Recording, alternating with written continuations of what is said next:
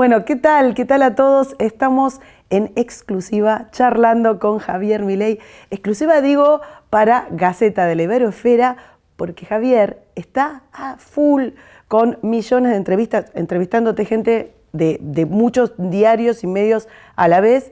Y esta vez para nosotros te lo agradecemos muchísimo.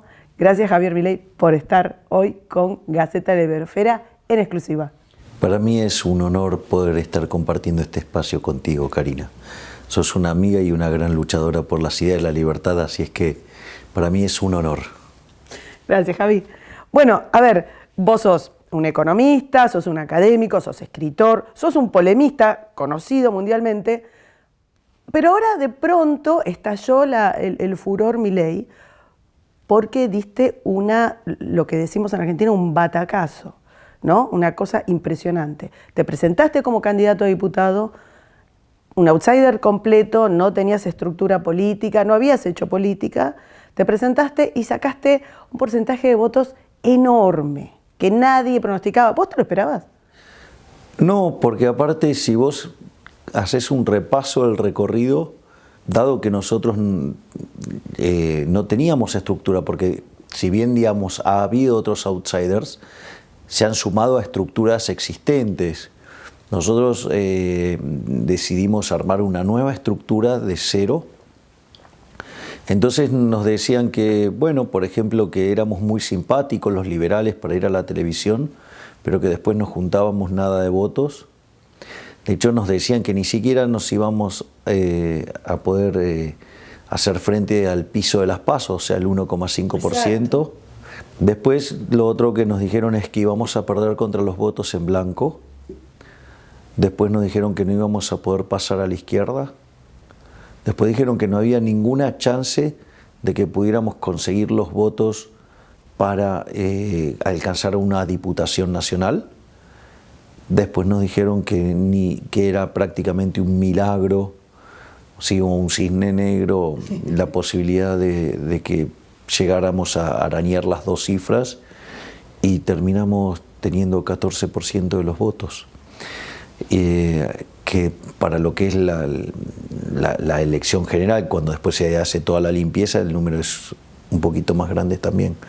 Así es que estamos verdaderamente sorprendidos. Ya hubiera sido muy bueno el número si este hubiera sido el número para noviembre, porque esto estaría implicando que estamos consiguiendo 2 bancas de diputados nacionales y además estaríamos peleando un 5.º legislador porteño, lo cual sería todo una revolución, por decirlo en términos prácticos. ¿Y qué cambió en vos desde la noche en que supiste que tenías un 14% de los votos de Cava? Me generó mucha satisfacción y mucha alegría ver que el liberalismo es la segunda fuerza de la capital federal, porque había 2 expresiones del liberalismo. Había una expresión por fuera del sistema, por fuera de la casta, por fuera de los arreglos, y había una que había sido creada pura y exclusivamente para perjudicar a nuestra estructura. Y de hecho, digamos, esa estructura liberal dentro del oficialismo de la Ciudad Autónoma de Buenos Aires, aún con todo, digamos, el aparato, con la publicidad, con dinero y demás, sacaron menos votos que nosotros. O sea, con lo cual eso... Pero al margen de esa situación, que ya digo, de por sí también es algo muy bueno, porque nosotros le pudimos ganar a la expresión sistémica, es decir, la versión casta, también es cierto que, digamos, algunos de sus miembros son distintos tipos de liberales, pero también son liberales.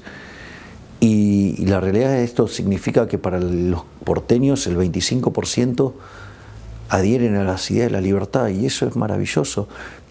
Es una noticia increíble si pensamos en otras elecciones, ¿no? Sí, y aparte, y ya después ahora empieza la idea esta, ok, bueno, podemos tener diferencias entre los liberales, pero si ahora vemos que la lista de Juntos por el Cambio, de los 10 primeros lugares, 9 son socialistas.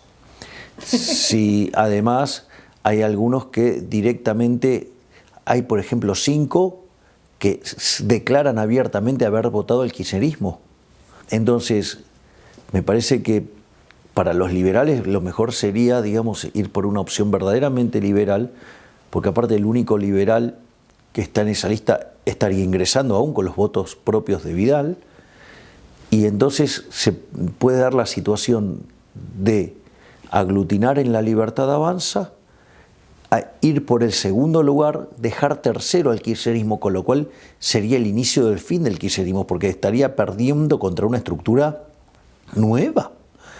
Y como si todo esto fuera poco, estaríamos dejando afuera de la Cámara de Diputados a alguien como Carlos Heller, que es comunista.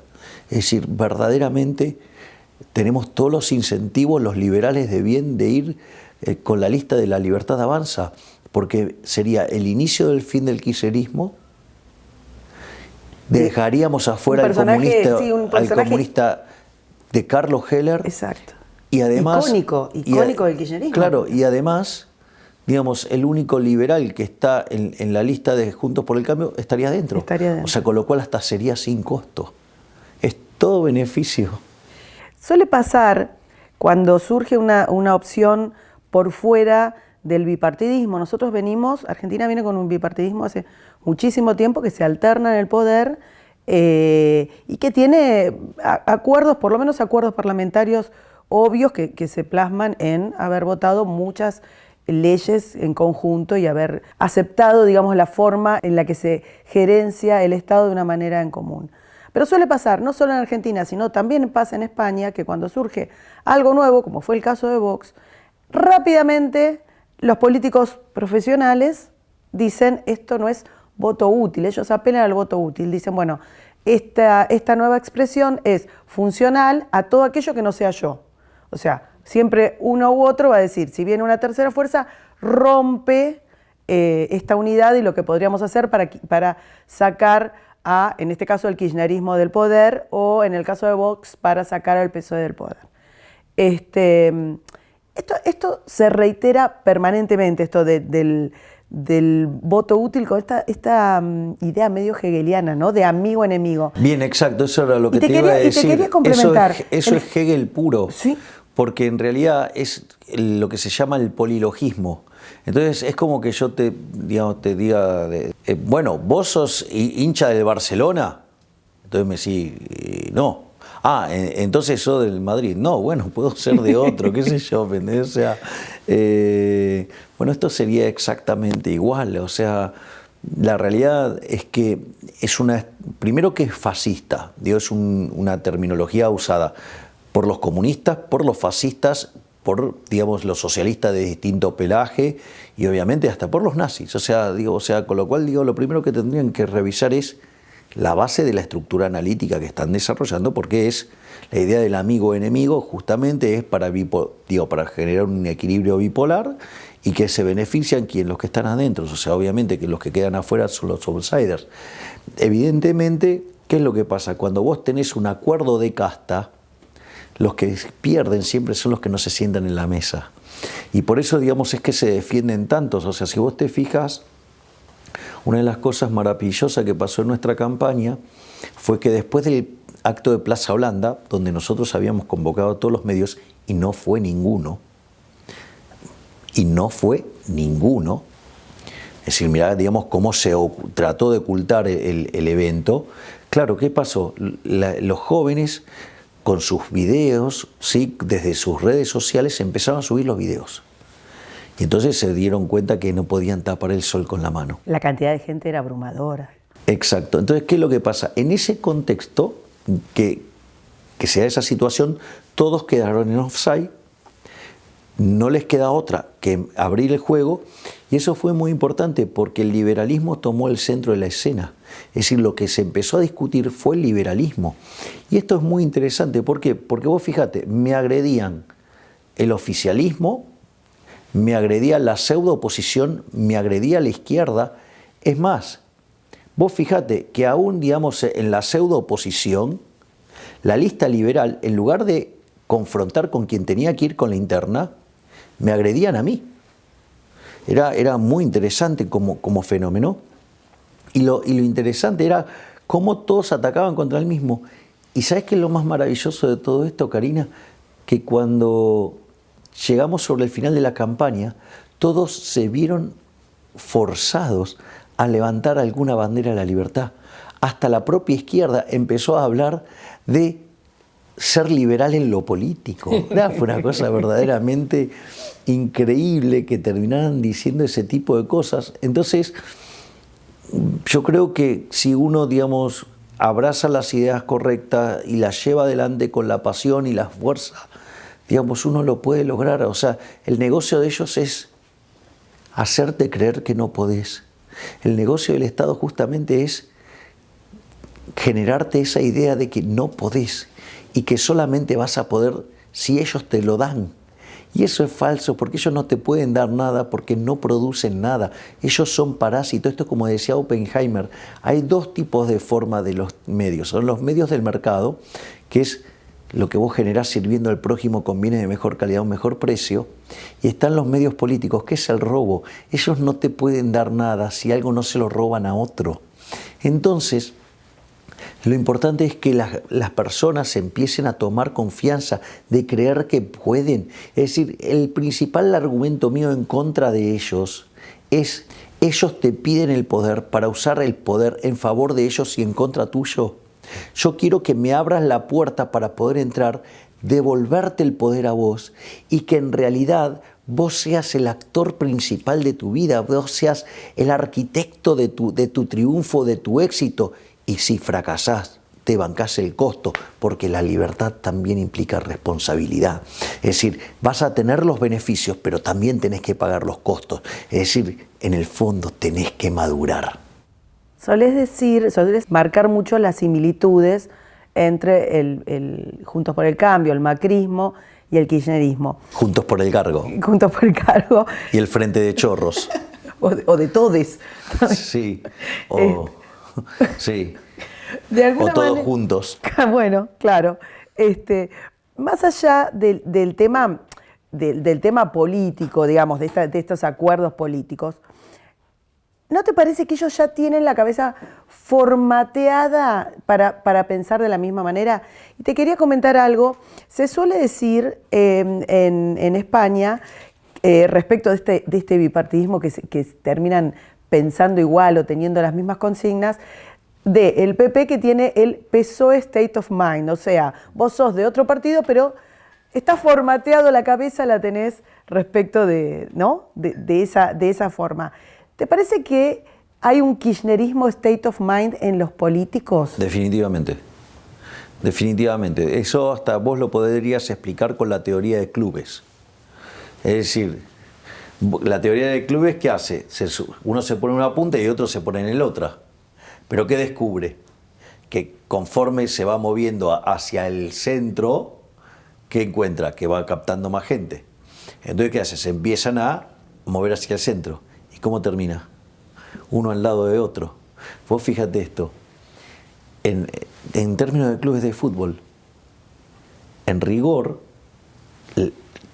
Boca y River tenían las canchas cercanas.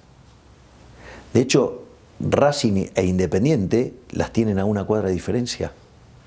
De hecho, la cancha de Atlanta estaba pegada a la de Chacarita. Después se van del barrio, pero ¿me comprendés? O sea, así de hecho habían nacido estos clásicos. Bueno, esto acá en realidad es lo que sería el centro, sería la idea del Estado. ¿Sí? Esto, digamos, o sea, que la educación pública lo impulsa desde el lavado de cerebros, donde lo que hace es formar esclavos en la religión del Estado. Entonces, básicamente, estas dos expresiones, o sea, Juntos por el Cambio y el Frente de Todos, justamente todos adhieren a esa idea colectivista del Estado.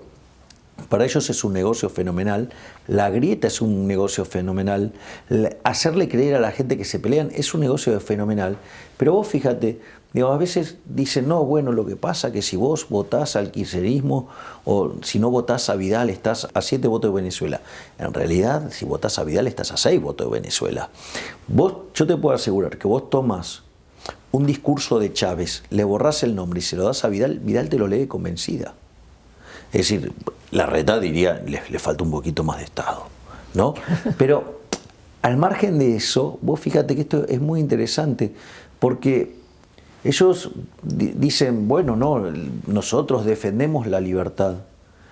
Mirá, mientras que rendía 50 puntos de rating tenernos encerrados, digo, el jefe de gobierno de la Ciudad Autónoma de Buenos Aires, que es de Juntos por el Cambio, digamos, salía y estaba sentado junto a Alberto Fernández y Axel Kicillof. De hecho, digamos, amenazaba a la gente, decía que nos iban a perseguir casa por casa, llamó a que los vecinos se autodenuncien o denuncien a sus vecinos, convocó a los porteros para que justamente también... institucionalmente. Claro, para que delataran a los vecinos que no aceptaban la cuarentena cavernícola, que generó tantas quiebras, que dejó sin trabajo a tanta gente, que causó tanto daño. ¿Sí? Eso por un lado. Ahora, claro, cuando las encuestas cambiaron, ahí cambiaron. O sea, el hombre de plastilina, digamos, justamente es eso. Después, por ejemplo, te hablan de la propiedad privada. Por ejemplo, cuando la gente se empezó después de 3 marchas, el jefe de gobierno descubrió que había un cambio de clima.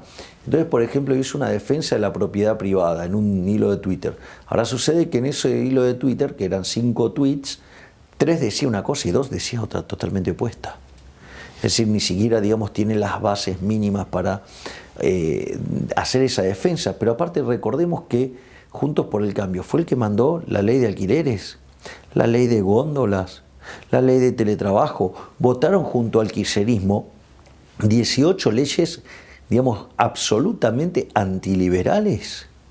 Entonces, y la realidad también es cierto que cuando llega el momento de subir los impuestos, también están de acuerdo.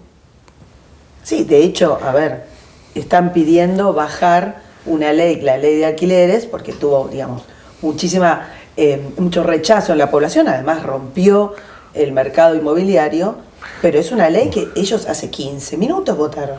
Exacto. ¿Cuál es el precio que paga alguien que trabaja mal como diputado? Ninguno, porque el sistema es cerrado. No hay competencia. Vos fíjate que en el año 2001, 2002 hubo un que se vayan todos. Y sin embargo están los mismos y ahora están con los familiares, con sus amantes, con las familias de sus amantes, con el cirujano plástico, digamos, hasta el peluquero y qué sé yo. O sea, la verdad, digamos... el que entrena al perro. Claro. ¿Podés mapear tu electorado? ¿Podés? Porque se te demonizó mucho y entonces era, bueno, los liberales sí, digo, me demonizan utilizando dinero del Estado, ¿no? Sí, partamos de la base, por supuesto. No, digo, o sea, el jefe de gobierno de la Ciudad Autónoma de Buenos Aires utiliza lo que nos cobra de impuestos para pagar a medios de comunicación para agredir a las expresiones que no deciden entrar en su nefasto juego. Pero te quería consultar, esta demonización hizo que se supusiera que tu electorado era primero púberes o que no votaban o que eran solamente varones, como si esto fuera un pecado, digamos, o que eran solamente los jóvenes, o que era una expresión de gente de mucho dinero, digamos, ese tipo de cosas. Cuando se va a ver la gente que te votó, tenés una incidencia muy fuerte en barrios populares, en jóvenes y también en gente grande, en la gente trabajadora, en los comerciantes. E incluso hay mucha gente que quería votarte y que era de otro distrito, digamos, pero gente que quería votarte, que te vienen a ver a las plazas y que no son del distrito, o sea que es más ver el fenómeno Milei. ¿Vos rastrear quién pensás vos que es tu electorado? ¿Es un electorado liberal? ¿Es un electorado que se cansó de la casta? Bueno, como parte de la respuesta de la casta es decir, no existe, es voto bronca. Ahora, es interesante esto porque nosotros que venimos desde hace años en esta batalla cultural, si no es que nosotros llegamos acá de un día para el otro. Es decir, esto es el resultado de una batalla cultural donde el hecho de que uno de mis competidores, el primer candidato a diputado nacional por el Frente de Todos, que es asesor en medios del presidente Alberto Fernández, iba por los medios pidiendo mi censura. Entonces a mí me dije, pará, me parece que acá la cosa se está poniendo complicada. Es decir, el totalitarismo de los K, digamos, estaba... Y, digamos, y a la pseudo oposición le venía bastante cómodo, en especial al área de las palomas.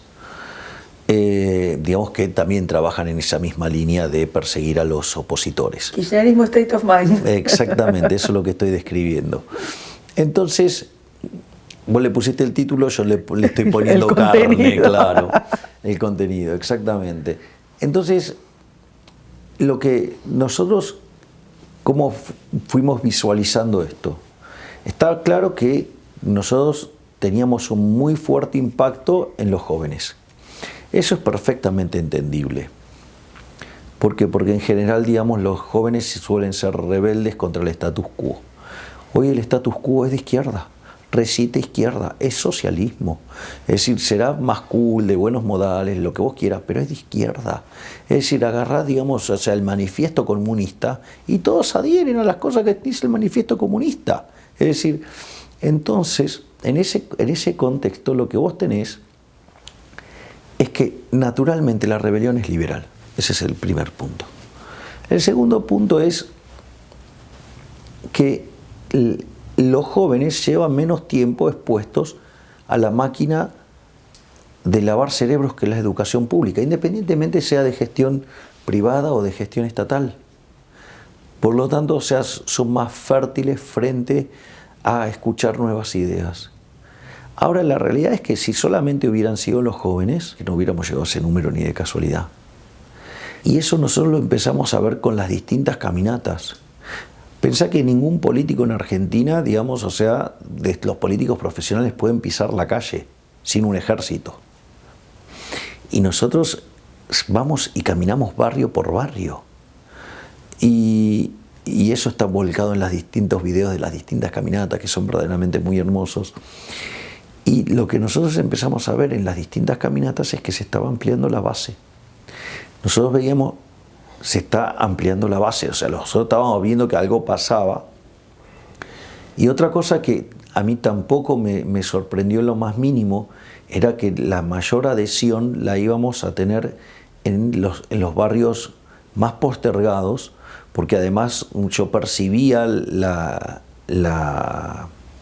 agresividad hacia nosotros en los barrios de mayores ingresos, por decirlo de alguna manera, que son los que están más cooptados por el discurso de Juntos por el Cambio, donde ahí, digamos, han hecho un trabajo muy fuerte, o sea...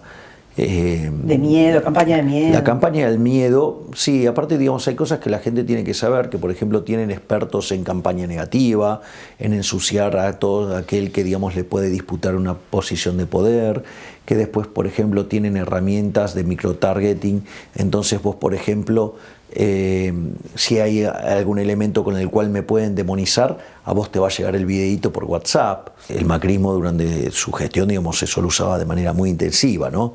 Es decir, te llegaban los audios de WhatsApp y todas esas cosas. O sea que hay toda una metodología para demonizar. Una big data para investigar y perseguir, digamos, a los que están, digamos, fuera del sistema. Y eso lo hacen además con recursos tomados de los impuestos. O sea que utilizan lo que te cobran de impuestos para perseguirte. Es una cosa verdaderamente perversa. Muy perversa. O para demonizarte, o para estigmatizarte, o para crearte cosas falsas.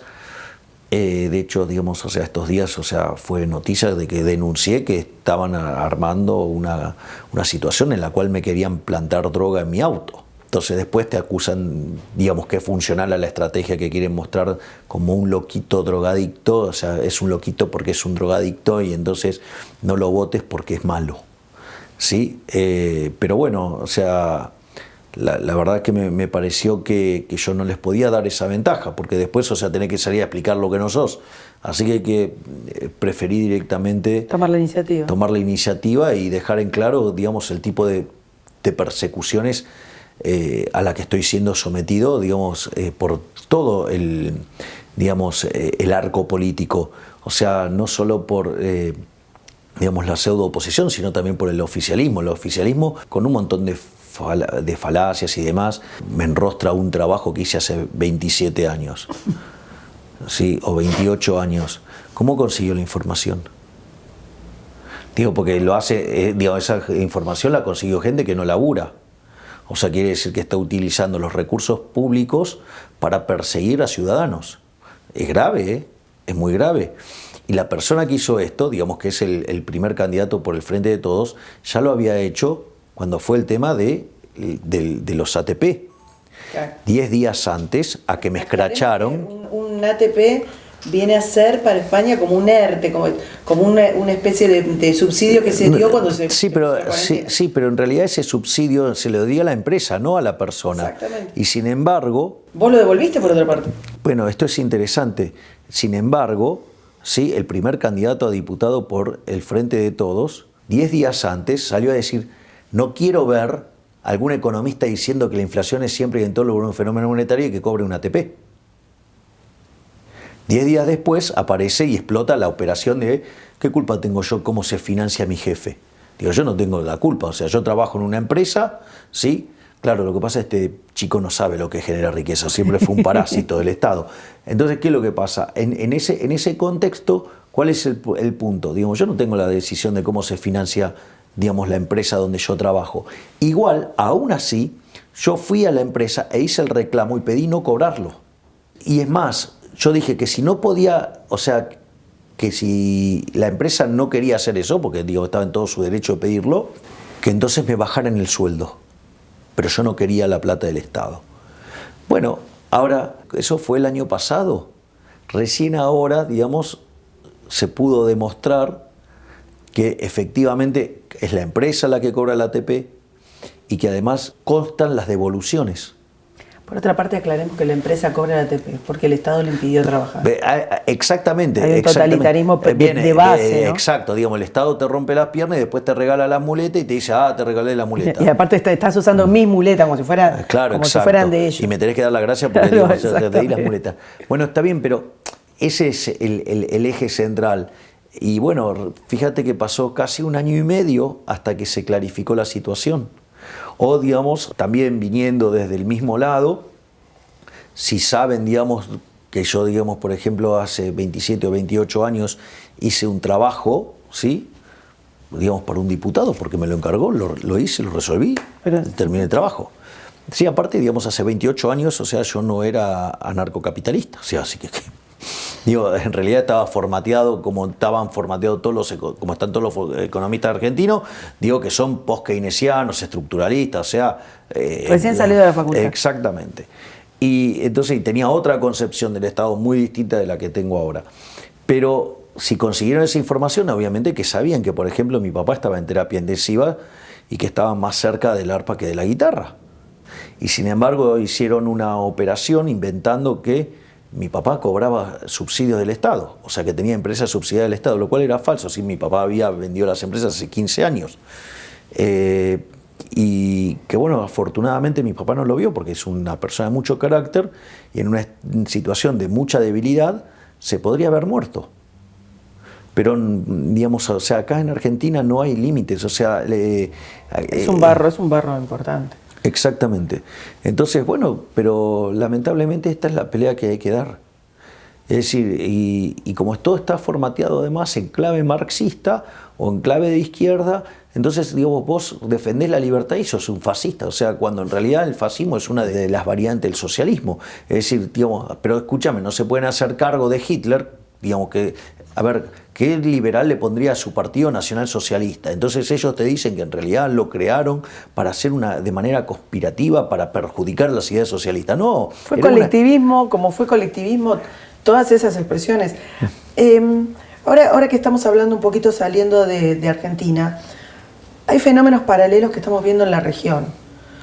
Caso de Chile, es un caso particularmente, a mí me llama muchísimo la atención, pero tenemos las elecciones terribles de lo que pasó en Perú, lo que pasó en Bolivia, lo que posiblemente, si se confirman los pronósticos, pase en Colombia.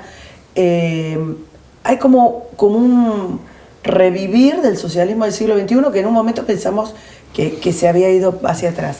Y ahí te quiero preguntar, ¿podemos pensar que ganó el Foro de San Pablo, el Grupo de Puebla? Sí, ellos ganaron. Hay que reconocer que ellos ganaron.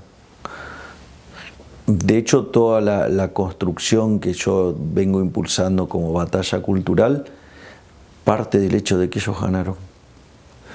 Esto es muy importante, digamos, tener claro eso. Ellos se cayó el muro, se quedaron sin financiamiento, necesitaban seguir parasitando y entonces se juntaron en el Foro de San Pablo. En aquel momento el único que era presidente era Fidel Castro. Y la idea era lograr la Unión Soviética Latinoamericana. De hecho, la gran apuesta de Fidel Castro era que el que primero iba a llegar al poder era Lula. Pero bueno, se le adelantó Chávez, o sea, entonces tuviste a Chávez, Maduro, tenés a Lula, a Dilma Rousseff, tenés en Chile a Lagos, a Bachelet, digamos, Evo Morales en Bolivia, Lugo en Paraguay. Es decir, que ellos, ahora Castillo en Perú. Entonces lo que vos ves es que, Tabaré Vázquez, digamos, o sea, Mujica, Correa, el ciclo Kirchner largo, el kirchnerismo acá, es decir que efectivamente, digamos, ellos ganaron, y esto es muy importante tenerlo en cuenta porque ellos lo que hicieron fue Gramsci puro.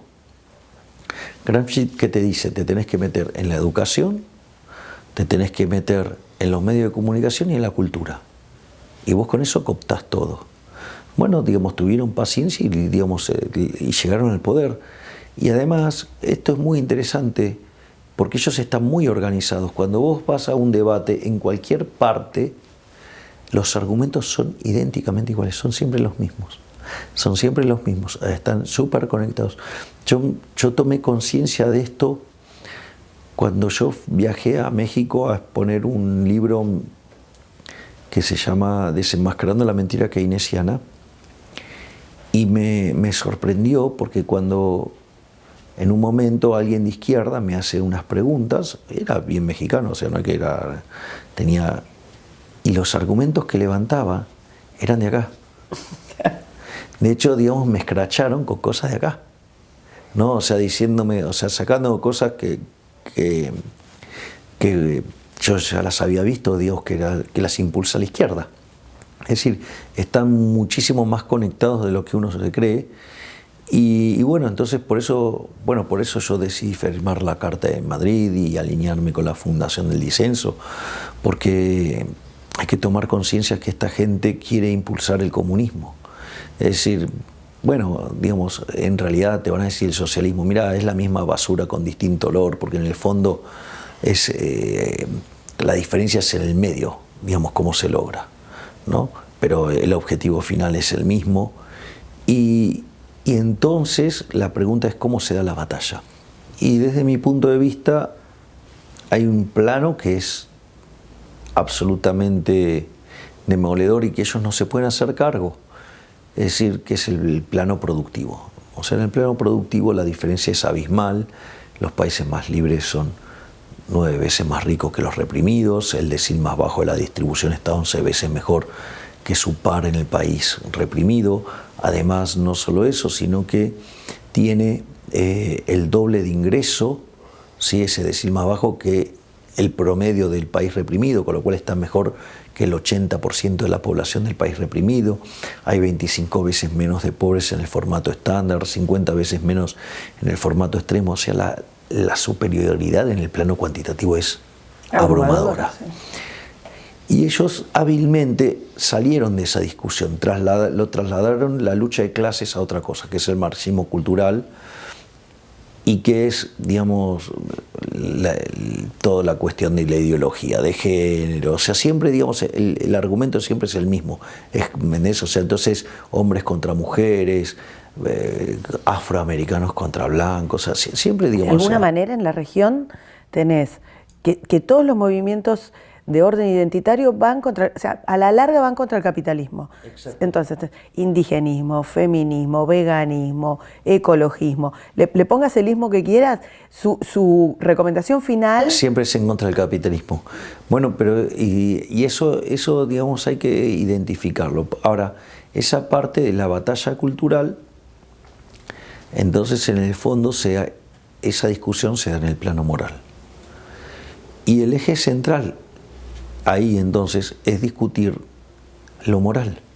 Y la realidad es que los liberales, después de la abrumadora victoria que termina con la caída del muro, que en realidad es falso que se cayó en 1989. El muro en realidad, digamos, se cayó el día que lo construyeron, en 1961. Digamos, porque quizás la gente no sabe, pero la gente podría pasar de una Alemania a la otra.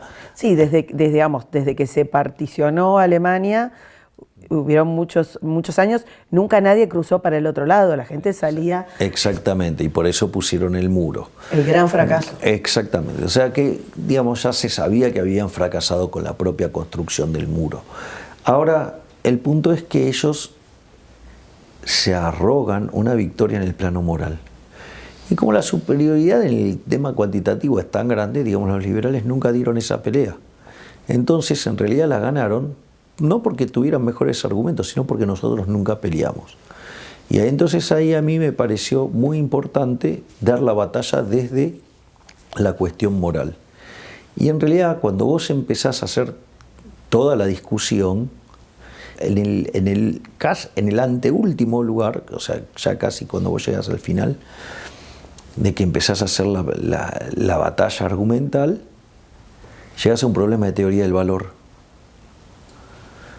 Y para eso, claro, tenés que ser economista para entender la naturaleza del problema. Entonces, aquellos que estamos del lado de la libertad, obviamente adherimos a la teoría subjetiva del valor. Y ellos adhieren a la teoría objetiva del valor. Ahora la pregunta es, llámese el caso de la teoría del valor trabajo, digamos, como caso más rudimentario.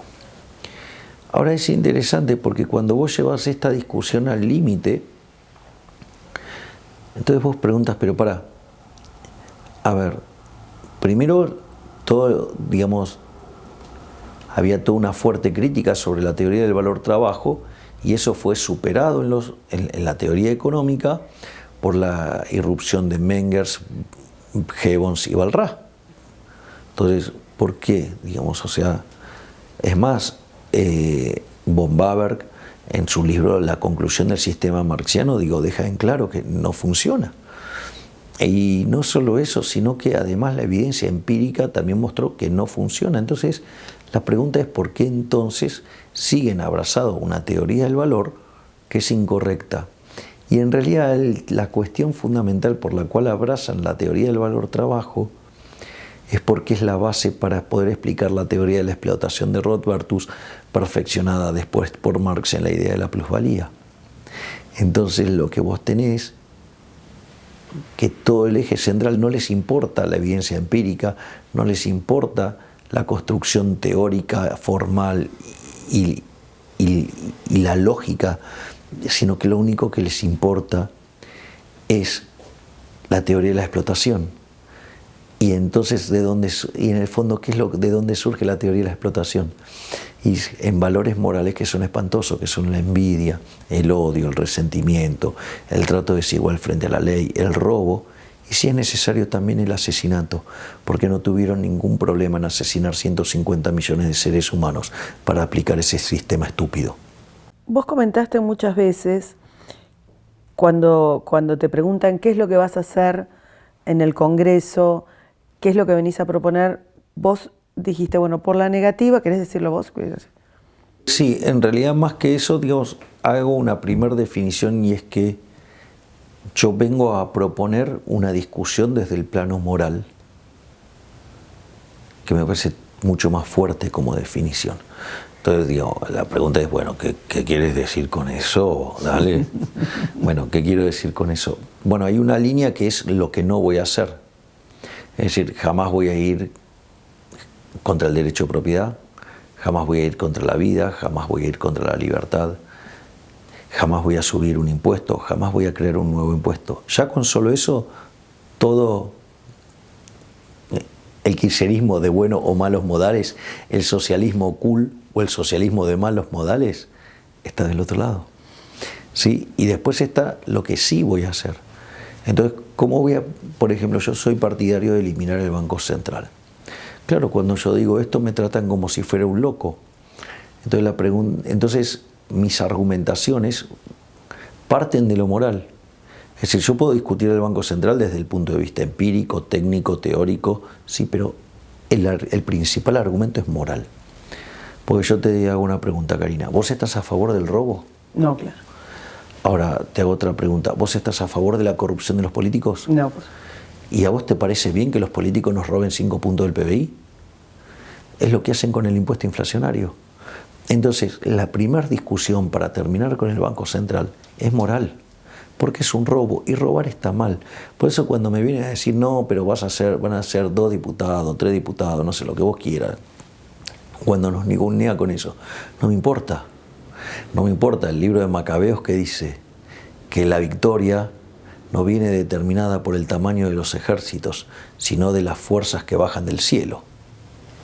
Entonces la pregunta es, cuando yo te haga el argumento en términos morales, digamos, ese candidato que propone, digamos, un banco central independiente, parece que se olvidó que acá hubo una convertibilidad, que el Banco Central era muchísimo más independiente, que era una regla monetaria muchísimo más dura. No solo eso, sino que además tenía el consenso de la sociedad, y como si todo eso fuera poco, además todos los contratos de la sociedad estaban argumentados y estructurados en esa regla. Sin embargo, cuando, digamos, el Estado se quedó sin financiamiento y los políticos ladrones, es decir, querían seguir gastando y no tenían cómo financiarlo, decidieron recurrir al impuesto inflacionario y hicieron volar la convertibilidad por los aires y terminaron metiendo preso, digamos, al que generó la convertibilidad, porque esa es la realidad. Entonces, el punto es como que yo te diga, a ver, ¿estás a favor de respetar la vida del otro? Claro.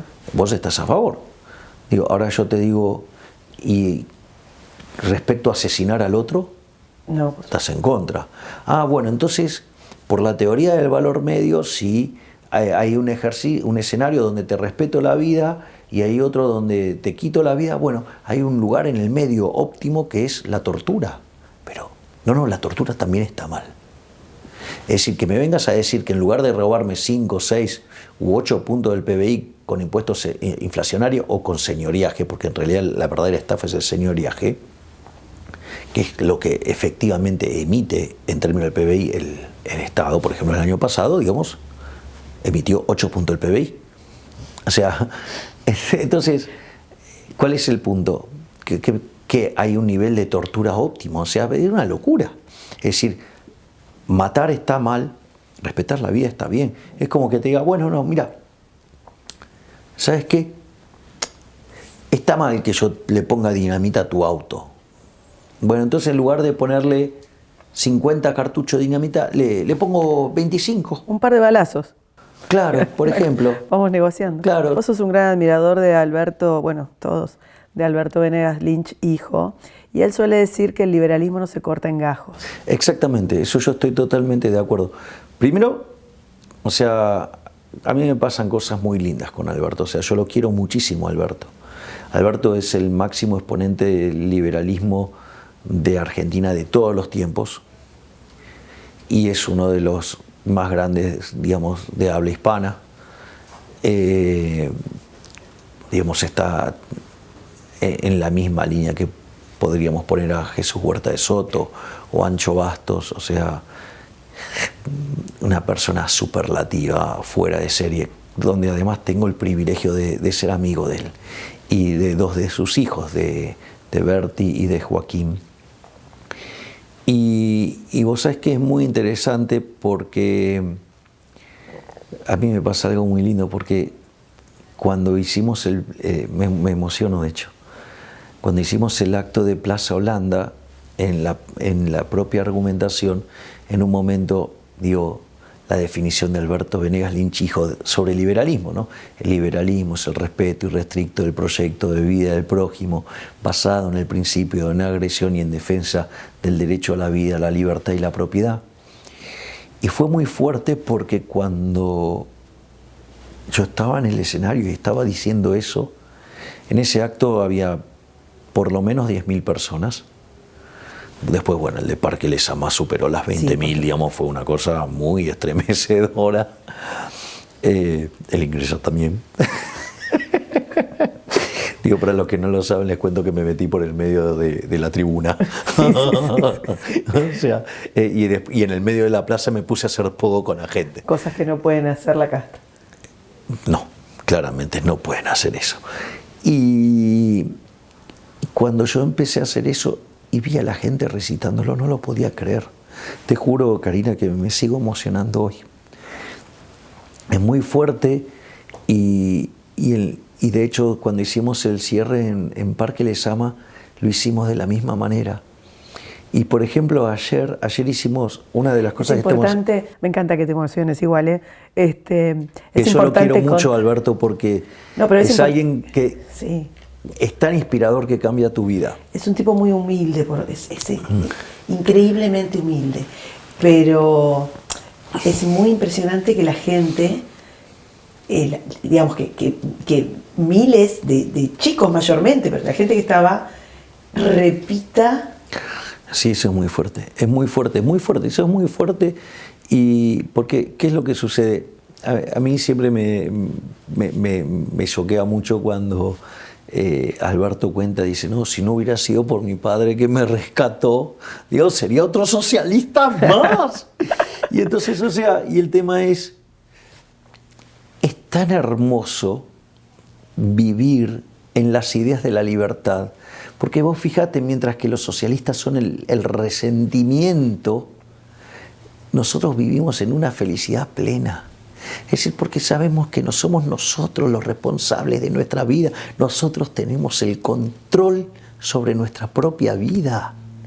Es decir, nuestra vida no se la delegamos a nadie, nosotros somos los artífices de nuestro destino. Es decir, y obviamente nos quejamos porque está el Estado molestándonos, metiéndose en el medio, cercenando nuestras libertades para no dejarnos ser todo lo maravilloso que podríamos ser. Entonces, digo, nuestra visión, o sea, es mucho más, digamos, mucho más luminosa. Sí, para el logro de la felicidad. Porque en el fondo, ¿qué es lo que querés ser? Es ser feliz. Y el liberalismo es un búsqueda de la propia felicidad. Exactamente. O sea, vos sos el responsable de tu destino, no se lo tenés que delegar a nadie. Y bueno, eso también trae una responsabilidad. Y aparte digo, bueno, hay otras cuestiones muy interesantes en otro plano que son un poquito fuertes, como para decirlo, digamos, o sea, la gente de España no debe estar acostumbrada a alguna de las típicas reflexiones que hago yo sobre los socialistas. Claro. Bueno, estás moderadísimo. Sí, bueno, pero hay algunas son muy fuertes. Por eso, decime una cosa. Yo no sé que me ibas a decir, digo, no te voy a decir. No, porque sí sabes cuál es. Sabes cuál es. La puedes buscar en internet. No te voy a decir. Se me ocurrió en México la primera vez. La primera vez que la dije en México. Bueno, decí. Que los socialistas son el club de los penes cortos. Claro, porque ¿quién va a reclamar por el pene promedio? El que la tiene chiquita. Es decir, el que la tiene grande no anda pidiendo amputación por la vida. Bueno, vamos a salir de acá. Vamos a salir. Bueno, quizás al público le guste más. O sea, sí, hay un Milei humano. ¿Milei humano? ¿Te interpreté yo o vos dijiste no voy a negociar en el Congreso? Y cuando dijiste no voy a negociar... No voy a negociar. Te iba a decir, es una doctrina Milei nueva de negociación cero. Y si esto es así, si no, decime no. Pero si esto es así, te van a decir mucho, bueno, vas a durar, no vas a durar nada, vas a durar... No me importa. Ahí está, eso quería preguntar. No me importa. El riesgo de la doctrina de negociación cero. Vos fíjate, yo te hice el planteo del Banco Central. Digamos, a la contraparte no dije que hace esto por mala persona o algo por el estilo. Digo, yo creo que, si vos te fijás, yo hice un perfeccionamiento de mi definición de casta. Y esto, la verdad, esto lo aprendí, caminando la calle. en las distintas, digamos, caminatas que fuimos haciendo por los barrios, porque una de las cosas que yo me di cuenta es que se me acercaba mucha gente y me pedían cosas y todo. Y me manifestaban sus problemas, bueno, lo siguen haciendo. Entonces, ¿sabes lo que descubrí? Que si vos no tenés una buena base conceptual para enfrentar ese diálogo, puedes hacer cualquier cosa. Porque el poder del Estado es tan grande, así como podrías estar haciendo cosas para transformar en positivo en el sentido de, ejemplo, desarmarlo. Claro, porque vos entendés que fue una solución tecnológica para un determinado momento del tiempo y hoy podría ser muchísimo menor. Y que en dinámica, digamos, también podría desaparecer. Ahora, el punto es que si vos no tenés una buena base, podés hacer cualquier cosa. Y esto, ¿por qué es importante? Porque hay gente que quizás hace estas aberraciones no por malos, sino por ignorantes. Entonces, no sé cuánto de eso vos podrías decirle, vos sos casta. En realidad, no es por malas intenciones, por ignorantes. Ese es el primer punto. Ahora, el otro punto, digamos, que a mí me parece no menor, es que hay otros que, por ejemplo, algunos saben que no funciona y sin embargo lo hacen. Y hay otros que además lo aplicaron y fallaron y sin embargo lo hacen. Esos sí son casta. ¿Por qué? Porque esos en realidad no les importa el daño que van a causar.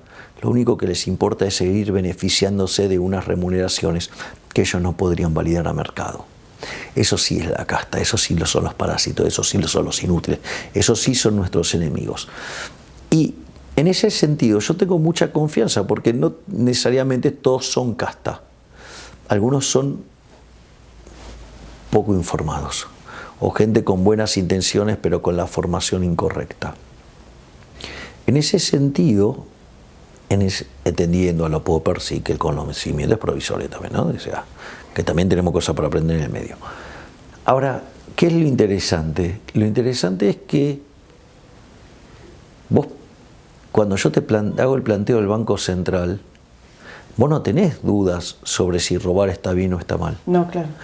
Entonces, ¿cómo voy a negociar? Si yo, digamos, voy a llevar la discusión al límite moral.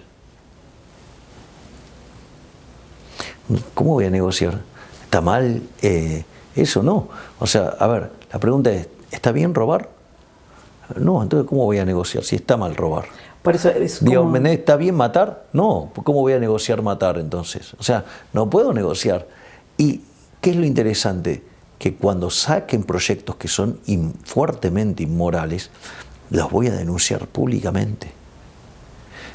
Entonces saldré del Congreso, haré una conferencia de prensa y voy a denunciar a cada uno de los inmorales que votaron esos proyectos inmorales.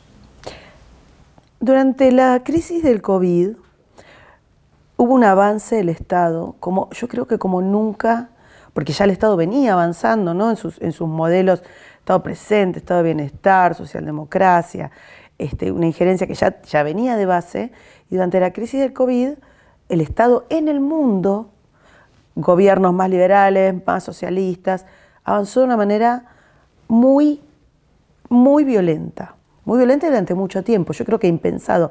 Si nos decían, pero en un sueño, en una pesadilla enorme, ni nos imaginábamos lo que íbamos a vivir. Y de alguna manera, los contrapesos de las democracias liberales, o lo que nosotros pensábamos que eran los contrapesos de las democracias liberales, o no funcionaron, o están oxidados, o no existieron.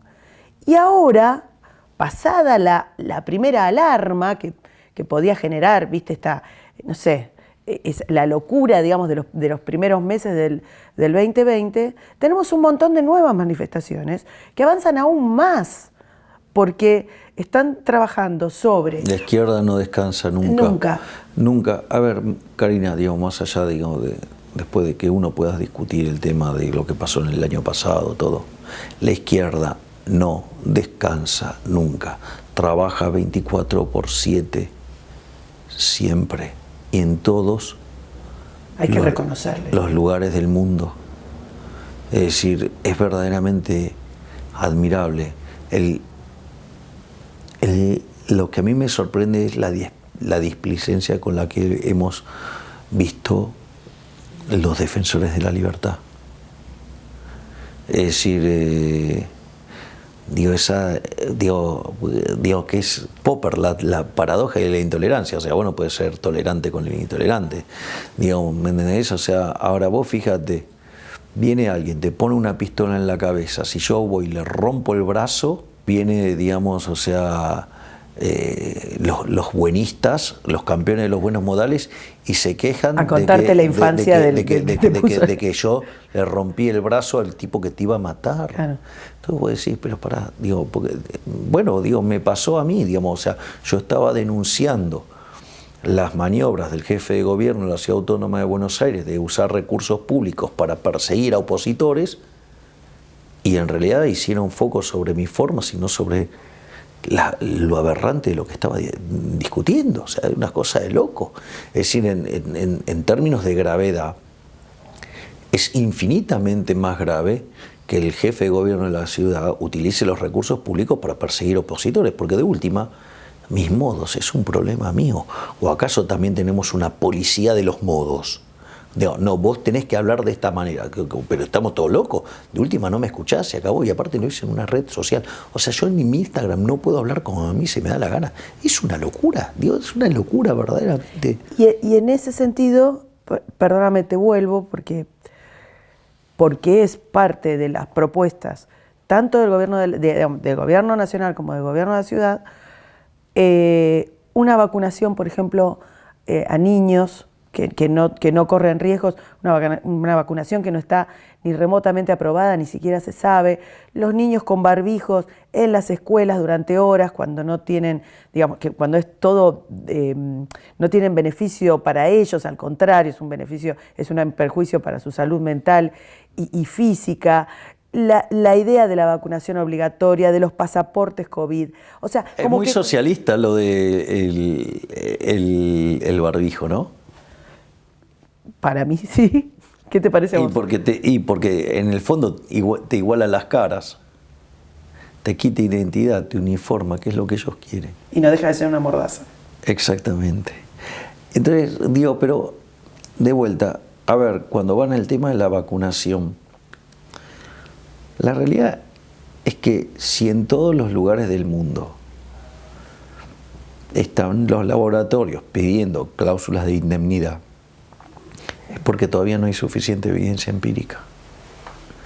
Porque si no, no estarían pidiendo eso. Si yo me acuerdo que estaba por ingresar en un programa de claro perfil político, digamos, o sea, digamos que juega abiertamente por un espacio político. Bueno, que después obviamente hicieron todo esto del cuestionamiento de mis formas, y cuando hice el planteo de te vienen a pegar un tiro, o sea, ay no, pero eso es extremo. Argentina es un caso extremo, produce alimento para 400 millones de seres humanos, le cobran ese impuesto por 70%, o sea, se lleva el Estado el alimento de 280 millones de seres humanos, y en Argentina hay 5 millones de argentinos que no tienen para comer. O sea, sí, más extremo que eso. Eso no es extremo, ¿de qué estamos hablando? Pero digamos, al margen de eso, digamos, es interesante porque estábamos afuera y entonces estaba hablando con un psiquiatra y entonces me dice, ¿te diste la vacuna? No, muy mal, hay que darse la vacuna, te tenés que dar la vacuna. ¿Qué sos antivacunas? No soy antivacunas, soy recontra pro vacunas. Es decir, digamos, por mí date todas las vacunas que quieras, pero acá hay un problema. Me dice, no, pero la vacuna es muy buena.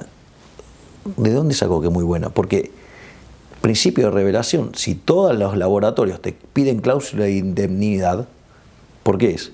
Porque todavía no tiene la suficiente evidencia empírica. Es decir, porque es experimental. Entonces, ahí lo que vos tenés que hacer es un análisis costo-beneficio. Ejemplo, mis padres, grupo de riesgo, fuerte grupo de riesgo. Entonces, la verdad que los efectos colaterales que podrían causar, a la luz de la edad que tienen y los riesgos que tienen, son nada respecto a que, ¿me entendés?, los agarre el virus y se lo lleve puesto. ¿Me comprendés? Sí. Entonces, en una relación costo-beneficio, pero vos, individuo, decidís si te la das o no la vacuna. Vos corres el riesgo. ¿Me comprendés? Ahí está la cuestión. Es decir, no te pueden estar obligando a ponerte algo que...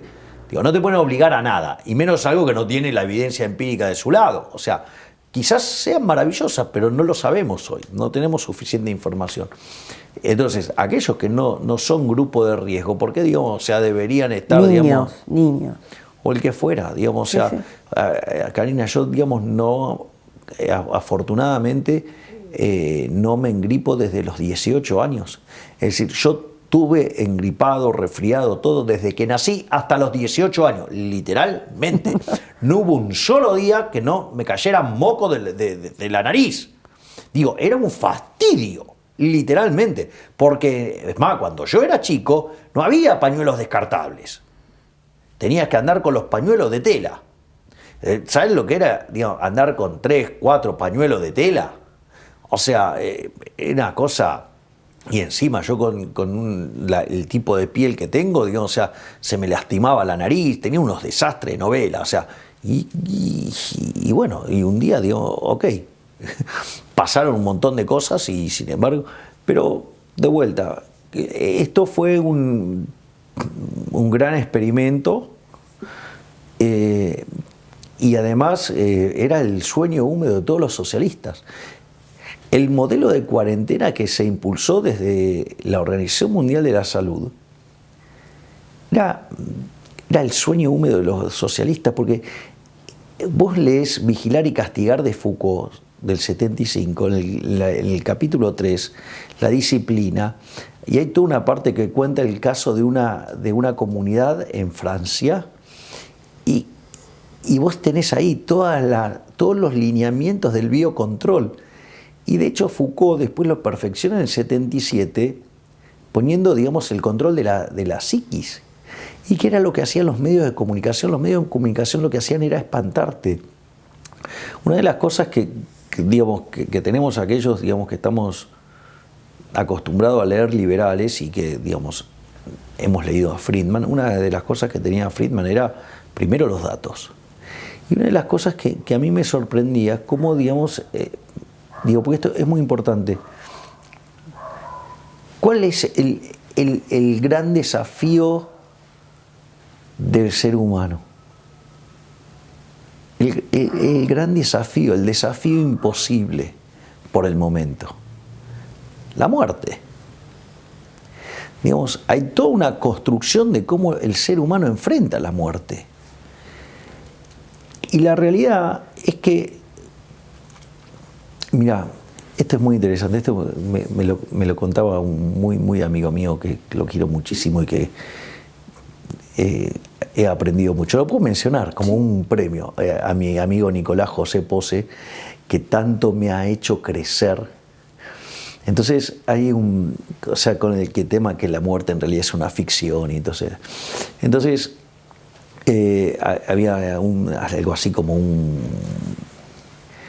monje o algo por el estilo, entonces explicaba que en realidad la muerte era una ficción, ¿no? Y entonces muere el hijo. Entonces estaba llorando, entonces va uno de sus discípulos y dice: maestro, pero usted dijo que esta es una ficción. Sí, es una ficción, pero es la más dolorosa de todas. Es decir, por más que vos tuvieras certeza de qué pasa después o lo que fuera, no deja de ser un elemento extremadamente doloroso. Es decir, y eso es... Entonces, cuando vos veías la cantidad de muertos en el mundo, eso a vos te choqueaba, quieras o no te choqueaba. Es decir, la gente no sabe. Ahora, lo que la gente no sabía es que en el mundo mueren por año 60 millones de seres humanos. Y nadie se mosquea. Es decir, el COVID, para llegar a las muertes de un día, tardó 100 días. ¿Me comprendés? ¿Y pensás que la alarma fue lo que utilizaron en los gobiernos de una manera totalitaria? No, mira, la parte esa es más compleja, porque cuando vos tratás con un médico, tiene varios defectos. O sea, los médicos, o sea, están todos más o menos cortados por la misma tijera. Uno de los problemas que tienen es un problema de no saben diferenciar un problema de equilibrio parcial de un equilibrio general. Digo, ¿qué quise decir con esta frase? Pero digo, pues, digo, Ahora viene toda la sociedad. Ahora quiero ver la explicación. Entonces, o sea, vos vas al médico, te dice, no, mira, Karina, vos tenés que hacer reposo y no tenés que hacer nada durante 30 días. Vos decís, maestro, todo bien, pero si yo en 30 días no trabajo, no gano dinero y me muero de hambre, o sea, usted me está proponiendo algo que es una estupidez porque me voy a morir de hambre. Entonces dice, no, pero primero la salud, vaya a ser, digo, pero me va a matar de otra, o sea, no me voy a morir de esto, pero me voy a morir de otra cosa. De hecho, Nicolás, que su padre, digamos, era médico, decía, el objetivo del médico es que morite de cualquier cosa, menos de por lo que me viniste a ver. O sea, era un chiste, digo, o sea, sobreexagerando esa cosa. Entonces, ahora suponete que vos tenés una red de contención como para poder justamente poder vivir, ya sea porque tenés tus ahorros, o porque te ayudan tus amigos, o porque te ayudan, digamos, o sea, tus parientes o quien sea, pero te dan una contención. Ahora, ¿cuál es el problema? Que vos en equilibrio parcial lo podés llegar a resolver. Es un despiole, pero lo podés resolver. Ahora, ¿qué pasa si lo haces todos juntos a la vez? No podés. De hecho, las cuarentenas eran absolutamente cavernícolas. O sea, el hombre que vivía en las cavernas, ¿sabes qué? Afuera había unos bichos que eran recontra peligrosos. Pero si se quedaba dentro de la caverna, no comía y se moría. Así que digo, no le quedaba otra que salir y tomar el riesgo. Después, entonces digo, esa falta de criterio. Después tienen lo que se llama un problema de orden de magnitudes. La realidad, lo primero que deberías haber hecho es esta gente amenazó con que esto era por lo menos tan grave como la peste española. Ahora, la peste española, mató 2% del planeta, pero en 4 años, sí, y se dio una situación muy especial. Es decir, pero ellos te dijeron que por lo menos entonces iban a morir solamente de coronavirus 160 millones de seres humanos. O sea que el año pasado, según la Organización Mundial de la Salud, deberían haber muerto por lo menos 220 millones de seres humanos. Es más, yo me acuerdo ver un canal de noticias que decía que en realidad esto iba a ser el triple de la peste española. O sea que, no estaban hablando de 160 millones, ahora estaban hablando de 480 millones de seres humanos muertos. O sea, cuando vos ponías los números, decías, pero, loco, no te dan los números, o sea, no te dan las cuentas. Y digo, yo no niego el virus, pero tenemos un problema de orden de magnitudes, o sea, el error de la Organización Mundial de Salud, si yo le creo los números, que no hayan sido inflados, o sea, le pifió por 99%. Para cerrar, Javier, venimos hablando de una sociedad infantilizada, de una sociedad que en el mundo y en Argentina, en algunos espacios va despertando de a poco, con outsiders, con expresiones que vienen por fuera del sistema, a romper un poco el statu quo, de unas maneras que el statu quo, que el sistema no se esperaba, o sea, que genera fuertes rechazos. Y vos, desde que empezaste tu campaña, estás diciendo, no vengo a hablarle, a ver, vos lo decís, yo voy a decir lo que mi interpretación, estás diciendo, no vengo a hablar para que se queden dormidos, vengo a hablar para que despierten. Sí, digo, la reflexión me surgió, yo hice con eso el cierre en Plaza Holanda, que fue cuando arrancamos con la campaña, y la frase surgió en una entrevista que me estaban haciendo, y entonces me dice el periodista, ¿pero para qué se mete? Digo, o sea, bueno, y le dije, mire, entonces me hablaba de cómo estaba la gente, lo que pensaba, dije, mire, yo no me metí acá, digamos, para guiar corderos, yo me metí acá para despertar leones. Y cuando cerramos ese discurso, yo no me metí acá para guiar corderos, yo me metí acá para despertar leones, quiero escucharlos rugir, viva la libertad, carajo. Y cuando hicimos el cierre de campaña en Parque Centenario, con la cantidad de gente que fue, y y sigo disfrutando como metí por el medio de la gente, con todos los problemas que eso genera. Y festejé mucho hacer poco en el medio de la gente. Arrancamos. En Lezama.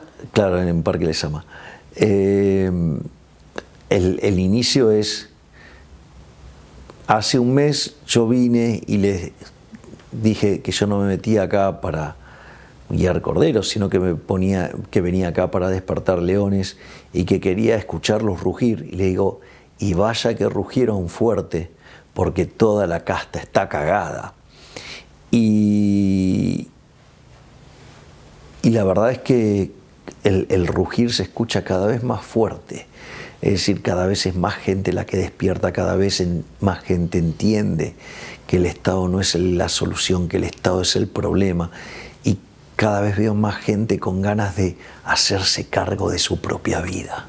Es decir, de buscar la felicidad. Y eso es hermoso, y la verdad que como la gente me lo devuelve en manifestaciones de afecto es maravilloso. Y ahora encima estamos haciendo las clases y la gente viene. Por ejemplo, la de ayer fue maravillosa porque cuando terminé de dar la clase de inflación, dije, bueno, entonces ahora que está claro que los políticos ladrones no nos van a poder engañar más, que no nos jodan más con todas esas explicaciones esotéricas que no tienen ningún sentido. Y les pedí que cerráramos el acto con la frase de Milton Friedman y todos me devolvieron: la inflación es siempre y en todo lugar un fenómeno monetario. La verdad que la satisfacción que tengo con los actos es maravillosa.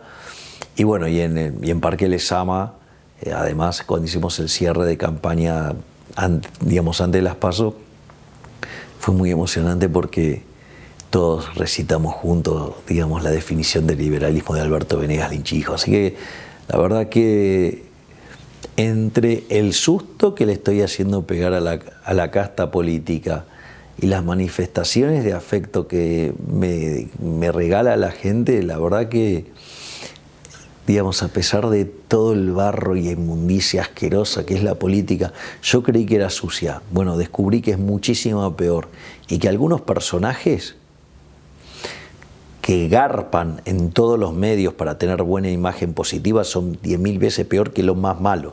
Es decir, acá, digamos, o sea, los que parecen buenos son más malos que los malos. Y eso que los malos acá son malos de verdad. Y ¿sabes qué? A pesar de todo eso, me estoy dando cuenta que vale la pena. Así es que, bueno, digamos, estoy acompañado en esta batalla por la libertad con un número cada vez más grande de leones y que cada vez además, o sea, rugen más fuerte. Que rugen más fuerte y con melenas cada vez más tupidas. Así que la verdad que estoy muy feliz. Obviamente que todo esto tampoco podría hacerlo con el equipo que me acompaña y sobre todo, digamos, con el jefe, ¿sí? Digamos, con mi hermana Karina, digamos, que yo digo que es Moisés. Porque viste que Moisés era un excelente líder, pero tenía problemas de comunicación, entonces el uno le mandó a Aarón para que tradujera, por decirlo de alguna manera. Así que yo, digamos, me siento como Aarón, pero, digamos, quien verdaderamente, digo, es el soporte de todo esto es Moisés, o sea, mi hermana. La familia. Mi hermana. Y mis hijitos de 4 patas. Sí, o sea, de mandamos. Conan, Murray, Milton, Robert y Lucas. Gracias, Javier. Muchas gracias. Un placer. Gracias.